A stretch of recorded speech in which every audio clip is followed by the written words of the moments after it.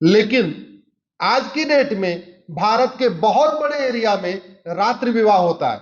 जानते हैं क्यों? क्योंकि दिन में विवाह करते थे तो वो वैसी दरिंदे हमारी बेटियों को उठा लेते थे।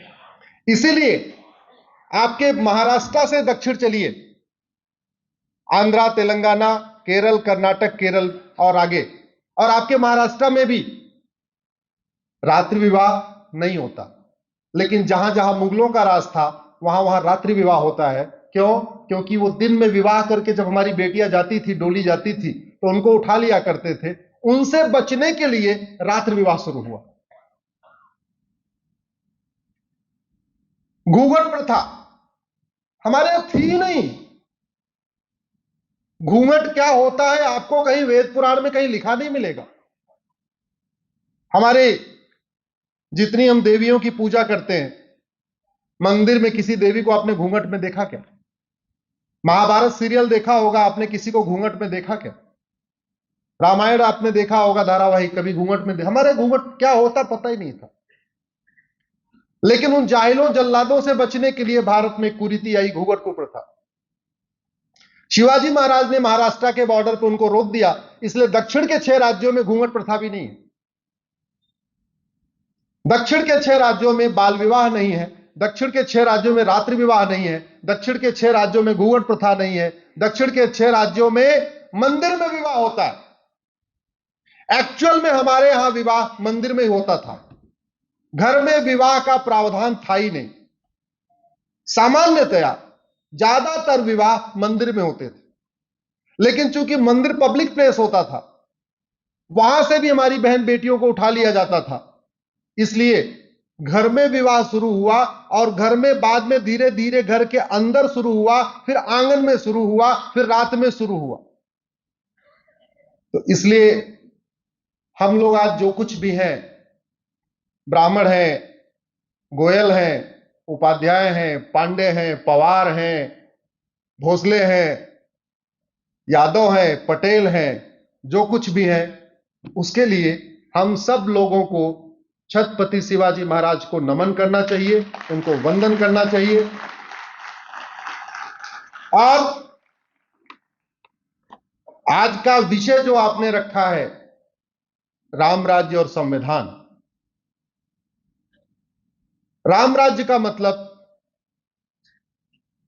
गुड गवर्नेंस, और गुड गवर्नेंस नहीं बल्कि बेस्ट गवर्नेंस। आज के हजारों साल पहले जब बाकी स्थानों पे लोग भोजन करना नहीं जानते थे, कपड़ा पहनना नहीं जानते थे, आदि मानव की जीवन जीते थे, कच्चा मांस खाते थे, उस समय हमारे देश में भगवान राम ने एक अभूतपूर्व गवर्नेंस का मॉडल दिया। और जब ये संविधान बन रहा था तो बात यह हो रही थी कि संविधान का लक्ष्य क्या है। जो लोग पश्चिम से पढ़ के आए हुए थे या विदेशों से जो लोग पढ़ के आए थे, उन्होंने बोला कि हम संविधान का हमारे लक्ष्य है इक्वलिटी हो, जस्टिस हो, लिबर्टी हो, फ्रेटर्निटी हो, यूनिटी हो, जो प्रियम्बल में शब्द है। लेकिन महावीर त्यागी या और भी बहुत सारे लोग जो भारत में ही पढ़े थे, भारत की संस्कृति से जुड़े हुए थे, उन लोगों ने कहा इस संविधान का लक्ष्य है राम राज्य की स्थापना। और राम राज्य के बारे में उत्तरकांड में बहुत वर्णन है। अगर आप उत्तरकांड खोलिए तो कई सारी चौपाइयां हैं। वाल्मीकि जी ने भी लिखा है, तुलसीदास जी ने भी लिखा है। रामचरितमानस में तुलसीदास जी लिखते हैं, दैहिक दैविक भौतिक तापा, राम राज नहीं कहूं व्यापा, और सब नर करहि परस्पर प्रीति, चलहि स्वधर्म निरत श्रुत नीति। किसी को दैहिक ताप नहीं है, किसी को शारीरिक कष्ट नहीं है, किसी को मानसिक कष्ट नहीं है, किसी को आर्थिक कष्ट नहीं है, यानी गरीबी, भूखमरी, कुपोषण, प्रदूषण नहीं है। सब लोग स्वस्थ हैं, सब लोग साक्षर हैं, सब लोग समर्थ हैं, सब लोग सबल हैं, सब लोग। और आपस में कोई बैर भाव नहीं है, इसका मतलब सब लोग समावेशी सोचते हैं। अल्प मृत्यु नहीं कौनो पीरा, किसी का अल्प मृत्यु नहीं होती है। नहीं दरिद्र को दुखी न दीना, कोई दरिद्र और दुखी नहीं है। एक नारी व्रत रत सब धारी, बहुत कम लोग जानते हैं मानव इतिहास में सबसे पहले एक पति और एक पत्नी का नियम लागू करने वाले भगवान श्री राम। जिस कॉमन सिविल कोड की चर्चा हम आज कर रहे हैं, आज के हजारों साल पहले हो चुकी है। भगवान राम ने इसलिए एक विवाह किया, लक्ष्मण जी ने एक विवाह किया, भरत जी ने एक विवाह किया और शत्रुघ्न जी ने एक विवाह किया।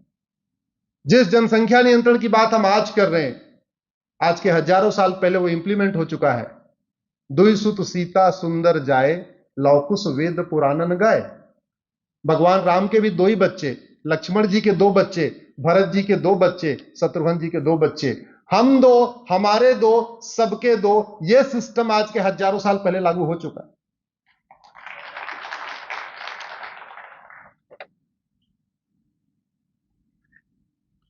सवाल यह है कि आज जिस भारत को शिवाजी महाराज छोड़ के गए थे, उससे सशक्त हुआ या उससे कमजोर हुआ?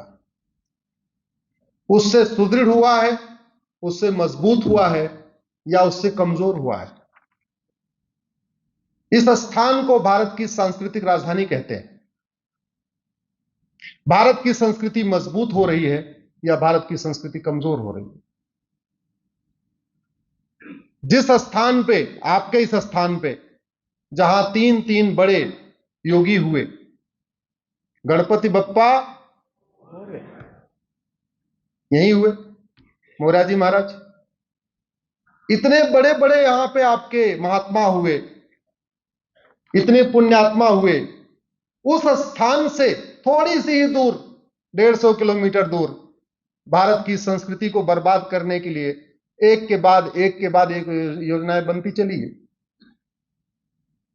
भारत की संस्कृति को बर्बाद करने में बहुत बड़ा रोल निभाया हमारे मुंबई ने।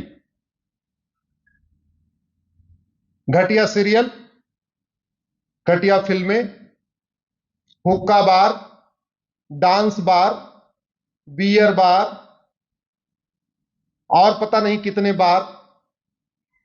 यह संस्कृति कहां से शुरू हुई? कहां से? जोर से बोलिए जरा। बॉलीवुड ने दिया।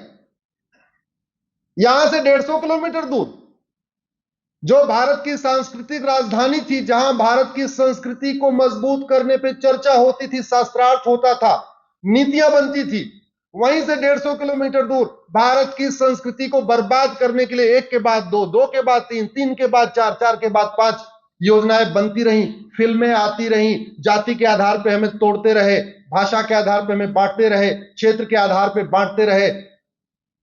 बलात्कार कैसे करना है, चोरी कैसे करनी है, डकैती कैसे करनी है, मर्डर कैसे करना है, एक्सटॉर्शन कैसे करना है, ये सब कुछ यहीं सिखाते रहे, यहां से 150 किलोमीटर दूर से।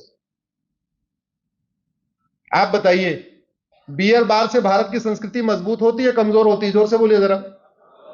हुक्का बार से मजबूत होती है कमजोर? इतनी सारे मूवीज बना दिए, कभी भारत के संस्कारों पे कभी कोई फिल्म बनी क्या? इतने सारे वेब सीरीज बना दिए, एक के बाद दो, तीन, चार, पांच, और दुनिया भर के झूठे और पता नहीं कैसे कैसे कैरेक्टर पैदा करते रहे आपके बॉलीवुड से। महाराज कश्यप के बारे में कोई फिल्म बनी? जोर से बोलिए जरा। महाराज विवस्वान के बारे में कोई फिल्म बनी? मैं कुछ प्रतापी राजाओं का नाम बता रहा हूं आपको, जिनके बारे में कभी न पढ़ाया गया न फिल्म बनी। महाराजा इच्छाक के बारे में कोई फिल्म बनी क्या? न राजा धुंधुमार के बारे में कोई फिल्म बनी, राजा मानधाता के बारे में कोई फिल्म बनी, राजा सुसंधि के बारे में कोई फिल्म बनी, राजा ध्रुव संधि के बारे में फिल्म बनी, न राजा दिलीप के बारे में कोई फिल्म बनी, राजा भगीरथ के बारे में कोई फिल्म बनी, राजा रघुकुल रीति सदा चली आई, प्राण जाय पर, उनके बारे में कोई फिल्म बनी क्या? नहीं। राजा सुदर्शन के बारे में कोई फिल्म बनी, राजा अग्निवर्ण के बारे में कोई फिल्म नहीं, मरु के बारे में कोई फिल्म नहीं, राजा अम्बरीश के बारे में कोई फिल्म बनी, राजा आज के बारे में फिल्म नहीं बनी, राजा दशरथ के बारे में कोई फिल्म बनी क्या?